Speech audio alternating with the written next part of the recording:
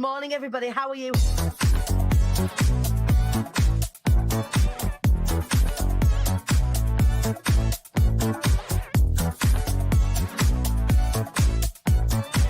The devilishly handsome Ian Dixon. Good morning, sir.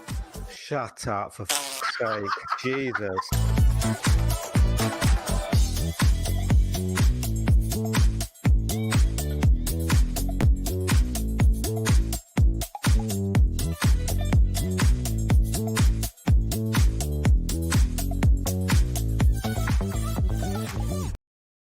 Good morning, everybody. Good morning. Welcome to the show, Rise Up show this morning. This Valentine's Day. Look, I'm all pretty in pink for you today, celebrating the day.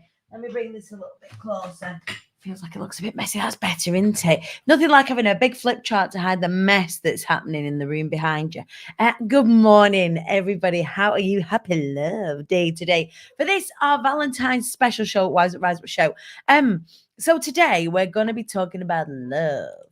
So come on in, come and get a cuddle, come and say hello. And let's see who is watching along this morning. So who's on half term? Who has taken today off? I've actually taken today off. Can you believe? I'm not working today, other than to come and say hello to you guys, as ever, because I don't think I'd know what to do with myself if I didn't actually do the show. So I'm doing the show and I'm going to go and spend some time with my family today.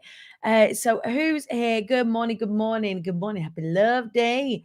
Good morning, Facebook user. If you are watching along live, can you do me a favor? When you do watch the lives, can you give StreamYard permission for us to see your name so we can say properly hello, like this, to Charlotte Clark? Good morning, Charlotte Clark. How are you? If you are watching along, let me know, and do let me know what you're getting up to today.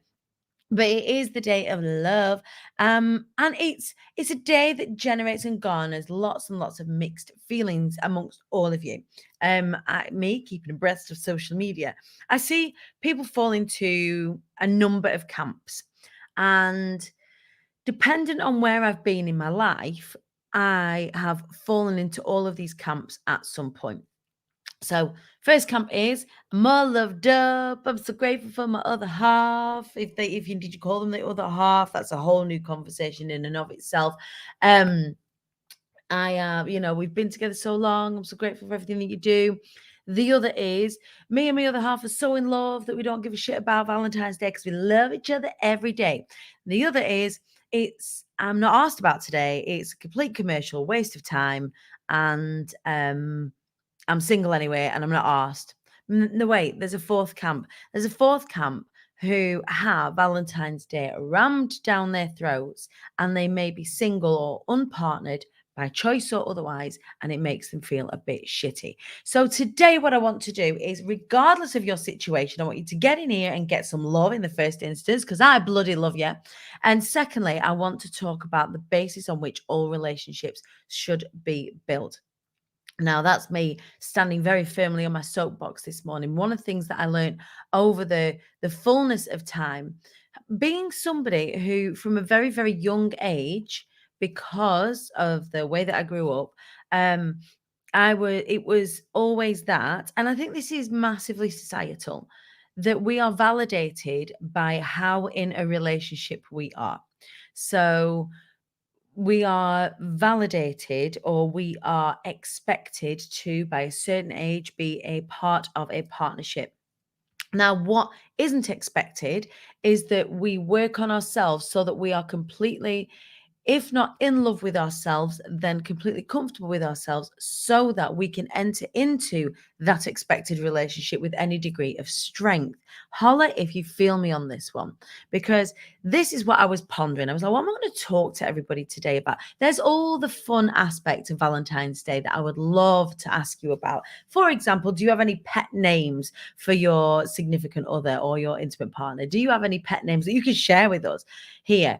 Because it's interesting. So me and Wallace, over the course of time, have had loads of sort of pet names. We call each other Boo Boo, Bubs, Babes. Oh, it's all a bit when we say outside of the family home. But what do you call your significant other certain names? What's the worst chat up line or the best chat up line you've ever come across? Like, do tell us these love stories in the comments and let us know what you're getting up to today for Valentine's Day, if anything at all.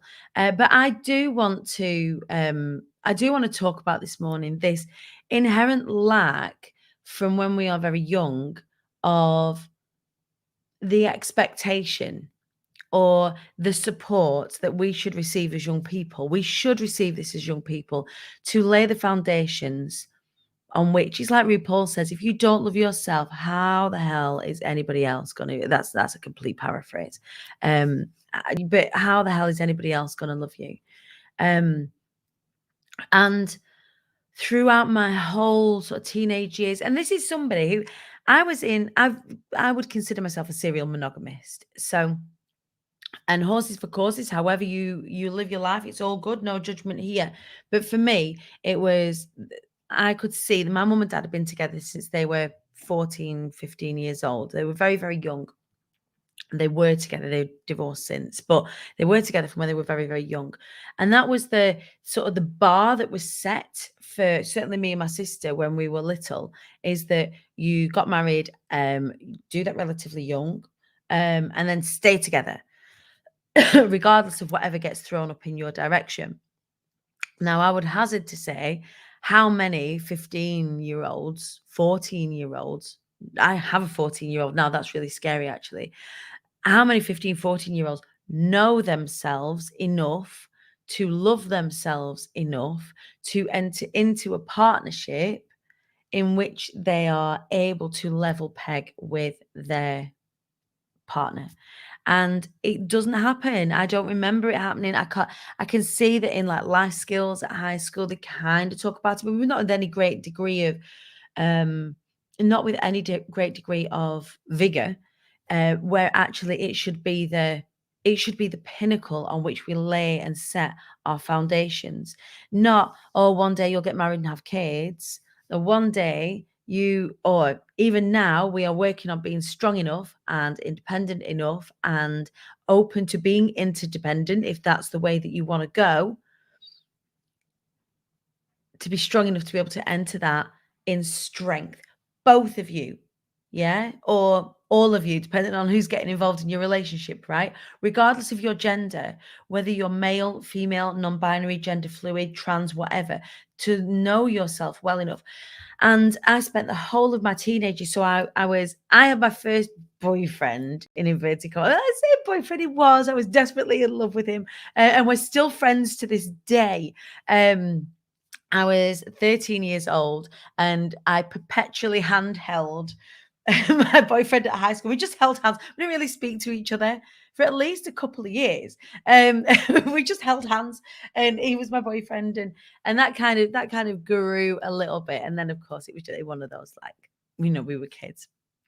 But after that, the next sort of serious relationship that I got into, and every relationship ever after therein, until I met Wallace, I was always on the back foot. I was always seeking validation. I was always seeking validation from that other person. And sometimes that would make me behave in ways that weren't acceptable to that other person, because I weren't feeling strong. It would make me behave in ways that were very insecure. I wasn't secure in myself. And I wonder if Valentine's Day is a great day to start about how do we obtain that security in ourselves? How do we talk about this with our kids so that when it comes to Valentine's Day, people can either engage or not engage? It could just be something fun to get involved in. So today, Valentine's Day, is really nothing in this house about like, well, it's a card and I'm going to make him a nice meal tonight, but we've got his mum and dad here. I'm making a nice meal for us. And in the past life, I've even been, Wallace has never been able to win on Valentine's Day. He's either got me stuff and I've gone, oh, what have you done that for? Or he hasn't, and I've gone, why have you not even acknowledged today's Valentine's Day? And it's only until that you are completely solid in yourself that you're able to kind of take it or leave it. It's just something nice to have. It's not my birthday. It's nothing significant to me. We do love each other all the time. We try and work on our marriage all the time in some way, shape, or form. So when it comes to a day like this, it's just like a festival. It's just like a Mardi Gras, and you can choose to go to the Mardi Gras or choose not to go to the Mardi Gras. Today we're choosing to go to the Mardi Gras. Today, I've got loads of I'm decorating all the dining table. I'm doing like a themed dinner for us tonight. I got some love sausage from M&S. I got some love nuggets from M&S for the kids. And I'm making me and Wallace and the kids and his mum and dad a nice meal to just partake in something fun as opposed to pinning. And lots of us do this, pinning so much emphasis onto Valentine's Day, putting loads and loads of pressure on ourselves. So let me know, how do you feel about Valentine's Day? Because I want to sort of share with you a little bit. I want to share with you a story in just a second of how, and this is only in most recent years, maybe I would say in the last sort of 3, 4, 5 years, that I've been able to generate that sort of stability in myself, where Valentine's Day just feels like another day now. But I'm gonna wear pink. I'm gonna cook a nice meal for my family. I'm gonna like Pancake Day, right? I don't pin a lot of emotion to Pancake Day, but we make pancakes on Pancake Day. It's almost treating it with the contempt, or not contempt, because contempt is quite a vicious word. It's almost treating it with the frivolity, I guess, that it deserves, as opposed to the no one's with me on Valentine's Day. Oh my God, I'm so sad. Like dress in pink, go see your friends, get a brunch date, like do something. Anyway, so what are we saying here? Let's have a little look. And we're going to talk about self-love specifically in just a sec. Happy Love Day to you. Half term here. All the alarms are off. Half term here too, Charlotte. Away I am not. I'm on light duties this week. The only delivery that I'm doing this week is for my clients. And I'm very excited to speak to them later on in the week. But the next couple of days are really kind of light duties. It's strange that we are expected to have someone love us, but not expected to love ourselves. Pixie, exactly this. Exactly this. And that is what I wanted to talk about this morning. I learned very late in life that I had to love the shit out of myself first. How could I expect anyone to love me when I loathed myself? Yes, absolutely.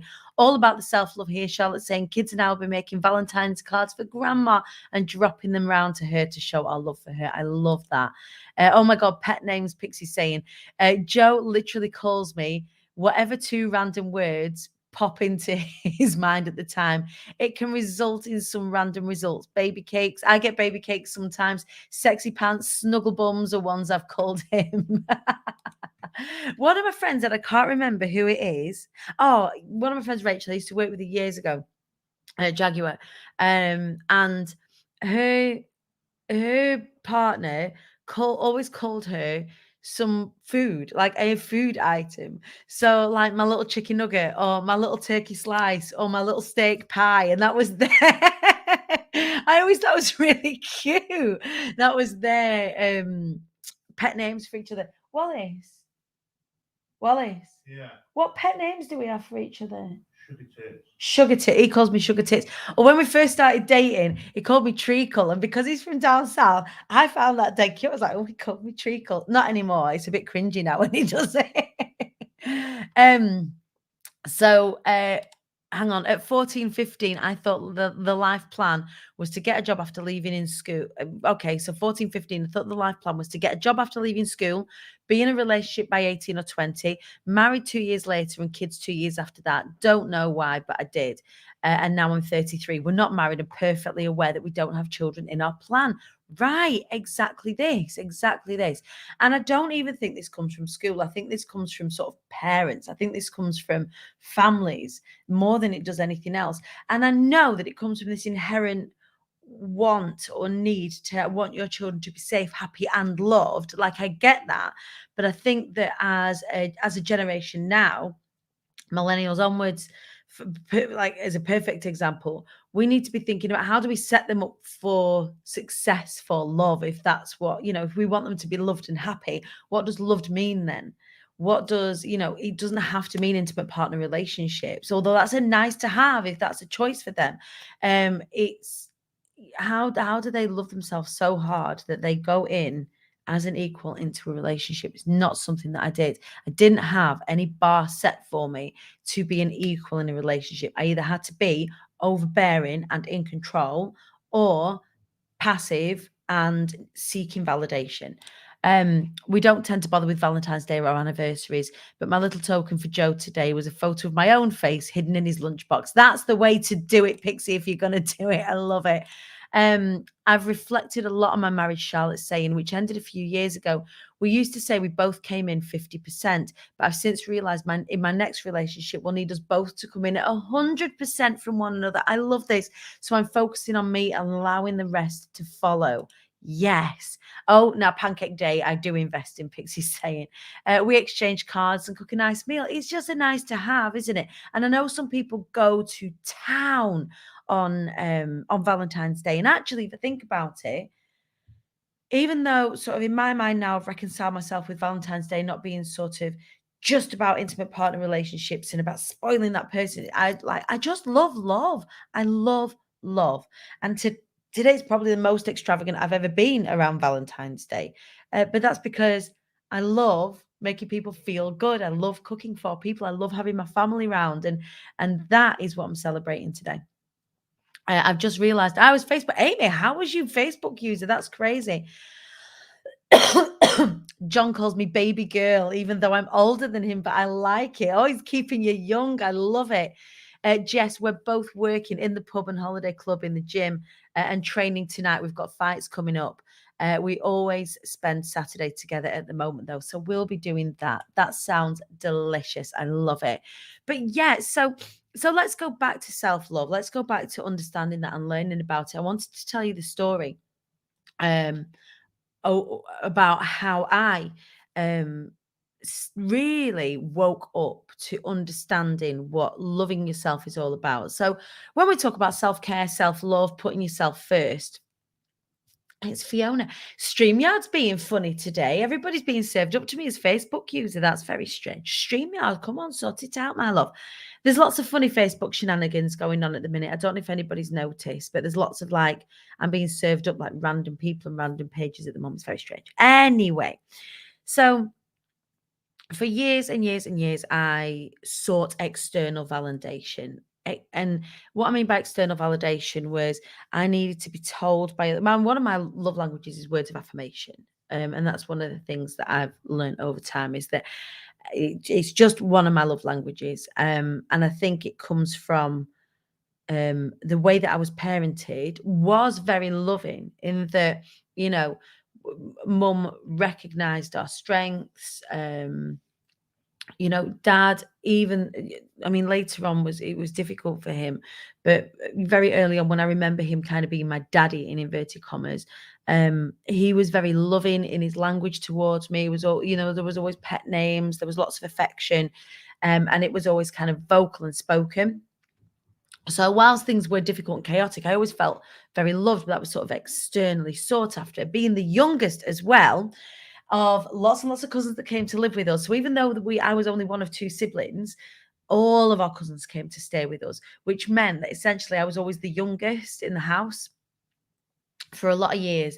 And when you're the youngest, and Fiona Bryan actually talks about this beautifully as part of her Be Inspired talks. Do get your Be Inspired tickets and come and see and come and learn about all of those sorts of things. But being the youngest, I was constantly seeking validation. I had to be noisy in order to be heard, right? And looking at every relationship around me, the woman was either quietly controlling things and navigating life to placate the guy in this case, because there were no queer relationships that were like role modeled for me as I was growing up. Excuse me. So, or the man was so out of control with his emotions or out of touch with his emotions that when he had a drink, which was the majority of the time for a lot of the families that I grew up around, that would be the overbearing noise in the room, and that was what was going on. So the man was pulling a lot of the emotional strings, and the woman was trying to keep it together, and all of that sort of stuff. It's very skewed balance. There was no, I didn't see any 100% partnerships where they were both like strong in the first place. My parents were two essentially like damaged people coming together to be damaged together is essentially, and then ended up damaging each other, one significantly more than the other. And then So into my teenage years, that set the precedent. Into my 20s, that set the precedent. So much so that those cycles were repeated. I experienced domestic abuse in lots of different ways. And then I came out of that sort of final toxic relationship and took a little second just to go, actually, my boundaries are different now. I have boundaries. There are certain things that I won't accept. There are certain things that I require. There are certain things that, and meanwhile, I still work on this. We've been together 11 years this year. Oh, fucking hell. That's a long while, babe, isn't it? Over a decade. Over a decade of me. Oh, you lucky bugger. Oh, he's lucky. But even now, we're still working on this. It's a never-ending piece of work that we're having to do. And about 4 years ago, I went to a capsule event. So Natalie Anderson, a lovely friend of mine, she's an actress, formerly of Emmerdale. She now has a fantastic online magazine and podcast called Capsule. And it's all about fashion and wellness. And it's a brilliant magazine. Do go and check it out. And she had an event, and it was the first time I actually met Natasha Hamilton, one of my lovely friends from Atomic Kitten. And she was on the panel, she was speaking. And after this panel, there was this, to close the event, there was this lady that came on, her name escapes me, but she did a meditation, a really short meditation where you closed your eyes and you sort of went into this sort of meditative state. Everybody all together sort of sat in this room. It was really nice, really sort of peaceful. And the premise of the meditation was about self-love. And in this, as part of this meditation, you'd meet your future self, and your future self is in essentially a room of your making. So this person, this future you, has achieved all of the things that you have set out to achieve. So anything that's on your vision board, anything that's on your goal list, all of these things, this person, this future you, has achieved all of those things and sees you, essentially present you, but past you to that person, sees you, just bursts into tears with gratitude, is just can't sort of control how emotional they feel about seeing you, how proud they are of you. And in the box, they've got a box in their hand, this beautifully decorated box. In their box is a present for you. And they just so gracious, and they're so grateful, and the future you is like crying and thank you so much. I've got the life of my dreams, and it's all because of you. And then inside this box is everything that you have done in order to create the life for this future version of yourself, and you get to see it sort of map out in front of you. And it was really, when I did that exercise, was like a proper awake moment for me, is that I know now in this moment how much I love past Danny. And I think about all the things that she went through. I think about all the things that she did, from being a child, being a teenager, everything that happened within her relationships. I look like present Danny, me right now, looks back at past Danny. And I'm so grateful for everything that she did, for everything that she went through, for everything that she learned. And I'm grateful for her for everything that she did to get us here, because here I'm in a marriage where we happily work on, because I think a marriage is something that is a consistent piece of work, especially when you've been together over a decade. Being happily married isn't just waking up every day and sort of just loving the shit out of each other. Some days it's waking up and not liking each other and deciding to work on that, and work on, how do you bring yourself to the party? So being happily married, having the house of my dreams, having my family downstairs, being in a supported community, all of this sort of thing. She created all that, and I'm so grateful.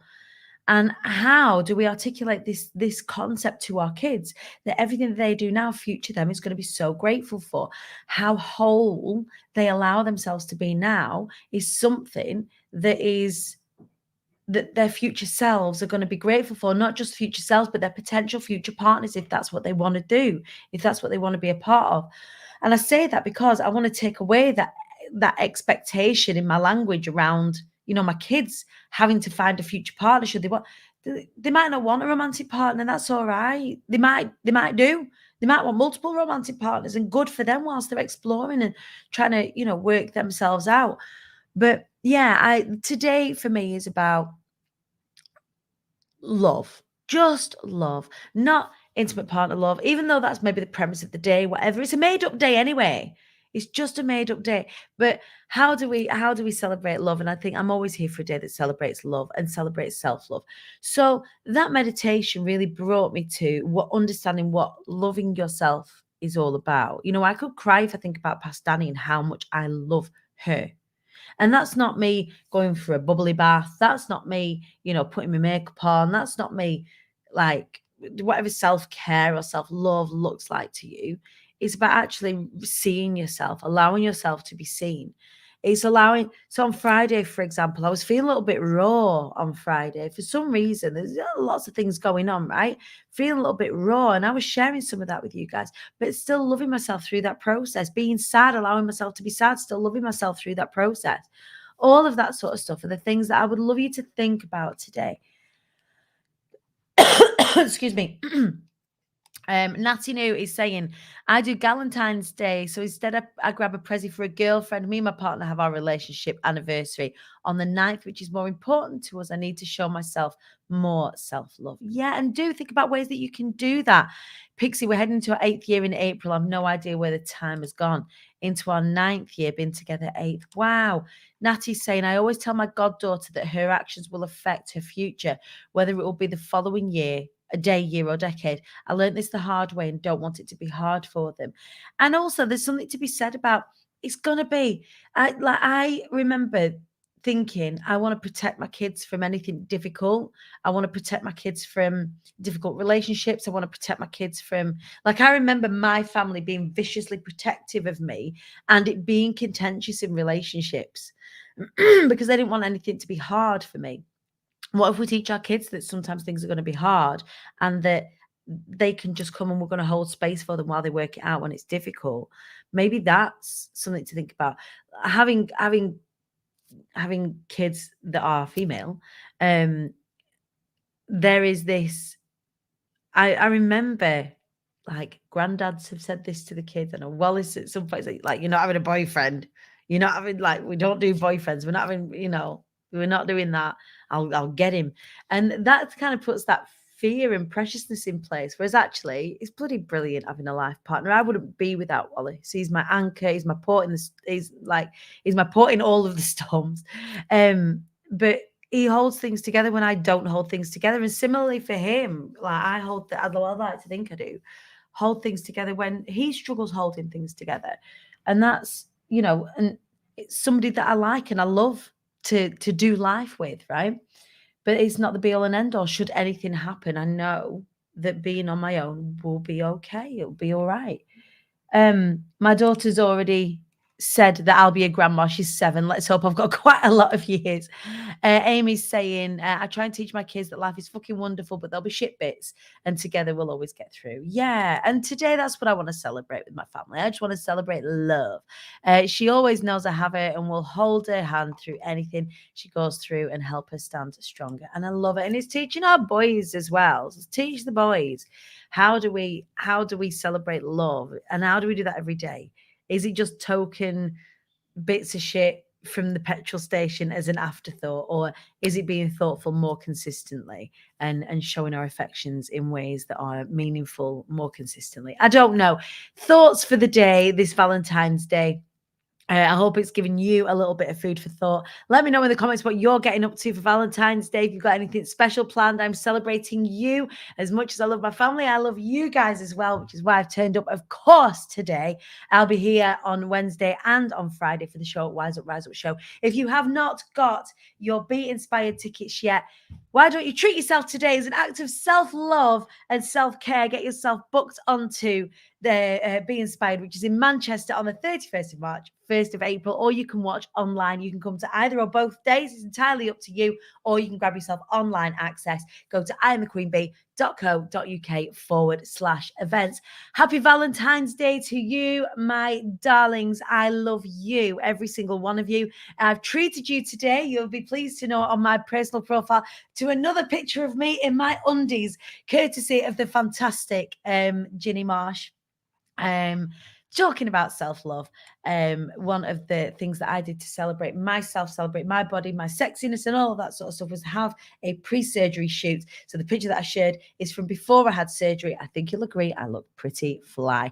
Amy Cruz, I'm celebrating self-love by taking a whole day to me, no work. Same, sister, exactly what I'm doing too. Spending the day with the people that I love, doing nice things. I hope you've got something lovely planned today. If you don't even hold yourself to it. It's all good. Snuggle yourself up like a burrito. Go choose something cool to watch on Netflix. Grab some ice cream and know that you are loved and you have a community that absolutely loves you. I will see you on Wednesday for more Showing Up, Wising Up and Rising Up. If you are on the Be Inspired cohort and you have a one-to-one this week, fret not. I got you. We are all together. Natty New is off to go and grab her tickets to Be Inspired. Fantastic. Go and do that. And I will see you there in Manchester at the Impossible on the 31st of March. 1st of April. Go and get your tickets right now. We are half sold out in the room. So we are going to have to make sure, I say you're going to have to make sure that you want to be there. You need to get your ticket sharpish. Otherwise, we are going to be sold out. We are just 6.5 weeks away from showtime. I'm thequeenbee.co.uk/events. I'll see you on Wednesday for more Showing Up, Wising Up and Rising Up. Happy Valentine's Day, you beautiful buggers. I'll see you soon. Take care.